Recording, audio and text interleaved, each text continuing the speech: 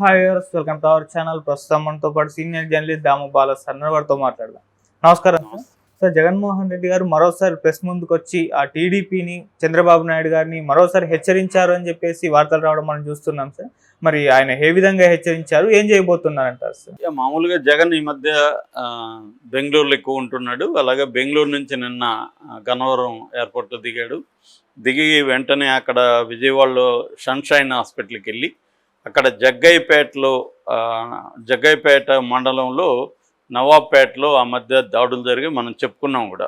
ఆయన పేరు శ్రీనివాసరావు, గోపి, రామకృష్ణ. ఈ ముగ్గురిని ఒక 20 మంది టీడీపీ గుండాలు వెళ్ళి కొట్టి తీవ్రంగా గాయపరిచారు. వాళ్ళు ముగ్గురు సన్షైన్ హాస్పిటల్లో ఉన్నారు. సో వాళ్ళను నిన్న పరామర్శించి బయటకు వచ్చి ప్రెస్తో మాట్లాడాడు. సో ఆయన ప్రధానంగా చెప్పింది అంటే ఇట్లా జగ్గైపేటలో ఇట్లా 20 మంది గుండాలు వచ్చి అటాక్ చేశారు. అట్లాగే నంద్యాల దగ్గర పసుపులేటి సుబ్బారాయుడుని చంపేశారు దారుణంగా. ఇప్పుడు విలేజ్ వదిలి వాళ్ళు వెళ్ళిపోయే అవకాశం ఉంది. అట్లాగే చాలా చోట్ల భయభ్రాంతం చేస్తున్నారు. పొంగనూరులో దాడులు చేసి ఒక ఫ్యామిలీని, పారిపోయిన ఫ్యామిలీని రప్పించండి మిగతా వాళ్ళనంతా కూడా ఒత్తిడి చేస్తూ దాడులు చేస్తున్నారు. ఇలాగ అనేక చోట్ల దాడులు అనేవి ఆగట్లేదు.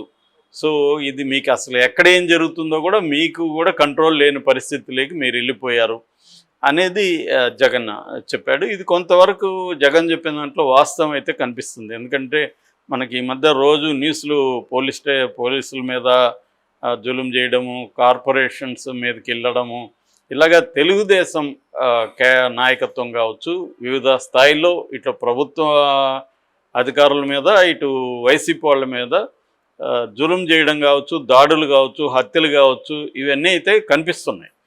సో అది జగన్ చెప్పిన స్కేల్లో లేకపోవచ్చు, కానీ ఖచ్చితంగా అయితే జరుగుతున్నాయి. మనమే చాలా చెప్పుకున్నాం కూడా. సో దీన్ని కంట్రోల్ చేయడానికి ఇటు చంద్రబాబు కానీ, పవన్ కళ్యాణ్ కానీ గట్టిగా అయితే చేస్తున్నట్టు కనబడాల. ఆయన చాలాసార్లు చెప్తున్నాడు దాడులకు వెళ్ళొద్దని. పవన్ కళ్యాణ్ కూడా నాకు వైసీపీ వాళ్ళ పట్ల వ్యతిరేకత లేదు నిన్న కూడా చెప్పాడు. సో మనం రివెంజ్ చేయొద్దని చెప్పాడు. పవన్ కళ్యాణ్ సీరియస్గా అసలు రాష్ట్ర రాజకీయాలను పక్కన పెట్టేసి తను ఓన్లీ అధికారులతో సమీక్షలు, సమావేశాలు, తన శాఖల వ్యవహారాలు చూసుకోవడం, అడ్మినిస్ట్రేషన్లోకి మునిగిపోయినట్టుగా మనకు కనబడుతుంది. మిగతా అసలు ఏం జరుగుతుందో పట్టించుకోవాలి. కానీ అది కూడా కరెక్ట్ కాదు. ఎందుకంటే పవన్ కళ్యాణ్ బాధ్యత చాలా ఉంది. ఆయన అనేక హామీలు ఇచ్చి వచ్చాడు. ఆ హామీలకు గ్యారంటీ అయ్యాడు. ఒక పక్క హామీలు అమలుకి ఏమీ క్లారిటీ ఇవ్వట్లేదు, రెండో వైపు దాడులు ఇవన్నీ జరుగుతున్నాయి. దీని పట్ల పవన్ కళ్యాణ్ కూడా స్పందించాల్సి ఉంది. దీన్ని ఆపడానికి పవన్ కళ్యాణ్ వంతుగా కూడా చేయాలి. ఆయన దగ్గరికి అర్జీ వస్తేనే అర్జీలు మాత్రమే నేను చూసి మాట్లాడతానంటే కుదరదు. ఎందుకంటే అర్జీలు వస్తున్నాయి, అర్జీలకు సంబంధించి ఆయా శాఖల అధికారులకు పురమాయిస్తున్నారు అని బాగానే ఉంది. ఖచ్చితంగా అప్రిషియేట్ చేయాలి పవన్ కళ్యాణ్ని. అంటే ప్రజలకు అందుబాటులో ఉండడం, ప్రజల సమస్యలను ఆయన పట్టించుకోవడం అనేది మనం అప్రిషియేట్ చేయాల్సిన పని. అట్లాగే లోకేష్ కూడా అది పని చేస్తున్నాడు. ఈవెన్ చంద్రబాబు కూడా కొంతవరకు అది చేస్తున్నాడు. ఈ వరకు వాళ్ళని అప్రిషియేట్ చేయాలి. ప్రజలతో ఎంతో కొంత అనుబంధం డైరెక్ట్గా కలిగి ఉండడం, వాళ్ళ సమస్యలు వినడం, అది ఖచ్చితంగా మంచి సిగ్నల్స్ని పంపిస్తుంది.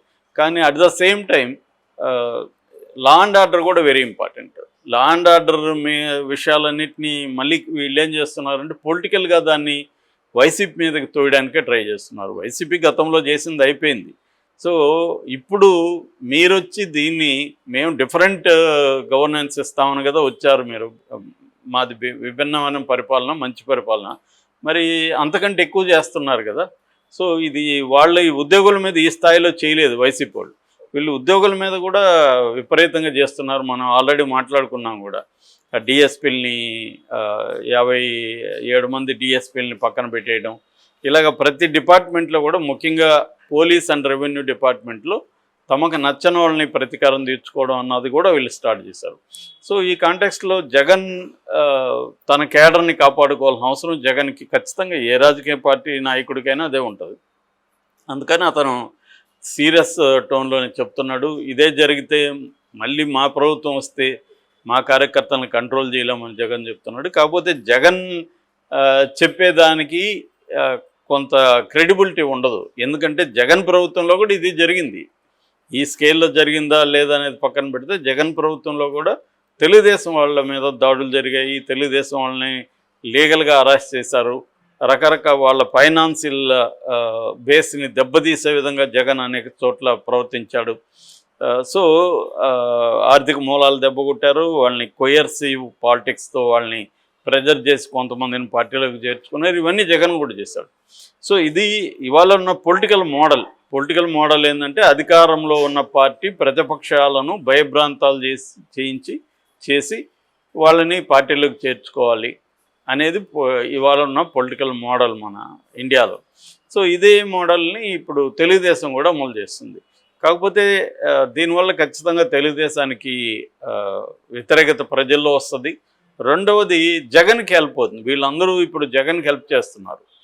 సో ఎలాగ హెల్ప్ అంటే జగన్ పట్ల కేడర్ అసంతృప్తిగా ఉంది. మమ్మల్ని పట్టించుకోలేదు నువ్వు ఎన్ని రోజులు, అందుకే ఓడిపోయినావు అన్న ధోరణి కేడర్లో ఉంది. సో ఇప్పుడు కేడర్ మీద దాడుల వల్ల అనివార్యంగా కేడర్ మళ్ళీ జగన్ చుట్టూ ర్యాలీ అవుతారు. వాళ్ళకి ఒక నాయకుడు అవసరం, వాళ్ళకి ఒక భరోసా ఇచ్చేవాడు అవసరం. జగన్ కూడా దాన్ని ఉపయోగించుకుంటున్నాడు ఎఫెక్టివ్గా. ఇమ్మీడియట్గా రంగంలోకి దిగిపోయాడు, ఢిల్లీలో ధర్నా చేసి వచ్చాడు. సో జగన్ కూడా ఇది కలిసి వచ్చింది. ఒక రకంగా వీళ్ళ ఈ పల్లెంలో పెట్టి మళ్ళీ జగన్కి ఇస్తారేమో అన్నట్టుగా తెలుగుదేశం వాళ్ళే మాట్లాడుకున్నారు. మా వాళ్ళే ఇచ్చేట్టున్నారు సార్ మళ్ళీ అని. ఇప్పుడు కూడా జగనే ఇచ్చాడు వీళ్ళకి, పల్లెంలో పెట్టి జగన్ అధికారం ఇచ్చాడు. నెక్స్ట్ వీళ్ళు పల్లెంలో పెట్టి నువ్వు తీసుకురా బాబు ఈసారి మాకు చాలా అన్నట్టుగా అయిపోతుంది. ఎందుకంటే వితిన్ 50 డేస్లోనే ఇంత నెగిటివిటీ చాలా చోట్ల వచ్చేసింది. సో ప్రధానంగా నెగిటివిటీ ఎక్కడ, పథకాలని అమలు చేయకపోవడం అనేది ప్రధానమైంది. సెకండరీ వచ్చి శాంతి భద్రతల్ని వీళ్ళు కంట్రోల్ చేయట్లేదు. అనిత ఆమె ఏం మాట్లాడుతుందో తెలియట్లేదు. ఆమె ఎంతసేపు జగన్ భద్రత గురించి జగన్ని సెటైర్లు వేయడం. ఆయన 986 ఆయనకు 5 నెంబర్ కాబట్టి నీకు 986 మంది 986 మంది కావాలా భద్రత అని లోకేష్ ట్వీట్ చేస్తే దాన్ని తీసుకొని మాట్లాడడం తప్ప. సో ఇది వైసీపీనో తెలుగుదేశం ఇష్యూ కాదు, రాష్ట్రంలో శాంతి భద్రతల ఇష్యూ. దాని మీద ఆమె కాంక్రీట్గా మాట్లాడాలి ఒక హోమ్ మినిస్టర్గా ఉండి. సో అది కాకుండా లోకేష్ ట్వీట్ని ఆమె మాట్లాడుతూ ఉంది. ఎందుకంటే ఇప్పుడు జనరల్గా రీజనల్ పార్టీలు మంత్రులకి పెద్ద పవర్స్ ఏమి ఉండవు. వాళ్ళు ఏమన్నా ఉంటే ఏదో ప్రెస్ మీట్లో కొంత మాట్లాడడం తప్ప రియల్ పవర్ అనేది చంద్రబాబు లోకేష్ చేతిలోనే ఉన్నాయి. ఈవెన్ పవన్ కళ్యాణ్కి కూడా తన శాఖల పరిధి వరకు తను ఒక మంత్రిగా మాత్రమే పనిచేసుకోగలుగుతున్నాడు తప్ప రాష్ట్రంలో సిచ్యువేషన్ని కంట్రోల్ చేసే పరిస్థితులకి పవన్ కళ్యాణ్ కూడా అడుగు పెట్టట్లేదు. నిన్న కూడా ఆయన కామెంట్ చేశాడు, నేను అధికారులతో ఉండిపోయి నాకు రాజకీయాలకు దూరమైన ఫీలింగ్ వచ్చింది, ఇప్పుడు మీరు వచ్చి చేరుతూ ఉంటే మళ్ళీ రాజకీయంగా నాకు ఇది కనిపిస్తూ ఉందని కామెంట్ చేశాడు. నిన్న కొంతమంది వైసీపీ కార్పొరేటర్లు జనసేనలో చేరిన సందర్భంగా. అలాగే ఆయన కంప్లీట్గా రాజకీయాలను పక్కన పెట్టి చేస్తా, అది మామూలుగా మంత్రి చేస్తే అప్రిషియేట్ చేయాలి. కానీ ఈయన చాలా వాటికి హామీలు ఇచ్చి నేను గ్యారంటీ అని చంద్రబాబు చేతులు పట్టుకొని సభల్లో మాట్లాడిన వ్యక్తి ఇవాళ చంద్రబాబు ఖజానాలు డబ్బులు లేవు నేను అమలు చేయలేనని ఓపెన్గా చెప్తుంటే పవన్ కళ్యాణ్ ఏం చేస్తున్నాడు అనేది అందరికీ బిగ్ క్వశ్చన్. అట్లాగే శాంతి భద్రతలు ఇట్లా ఇవన్నీ జరుగుతుంటే రాష్ట్ర భవిష్యత్తు పాడవుతుందనేది ఆయనకు ఉండాలి. అట్లాగే కేంద్రం నుంచి రావాల్సినవన్నీ రానప్పుడు కేంద్రం మీద ప్రెజర్ చేసే బాధ్యత కూడా పవన్ కళ్యాణ్కి ఉంటుంది.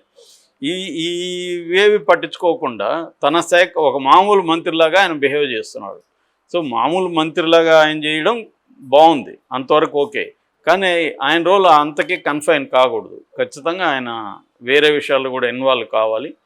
సో జగన్కి ఇంకా ఆల్టర్నేటివ్ లేదు కాబట్టి జగన్కి ఇప్పుడు నిజానికి వీళ్ళు జగన్కి మంచిగా అందిస్తున్నారు. జగన్కి బ్రహ్మాండంగా ఈ సిచ్యువేషన్ని, అంటే మామూలుగా ఒక యుద్ధంలో ఒక సామెత ఉంటుంది, క్రైసిస్ని ఆపర్చునిటీగా మార్చుకోండి అని యుద్ధంలో పిలిపిస్తుంటారు.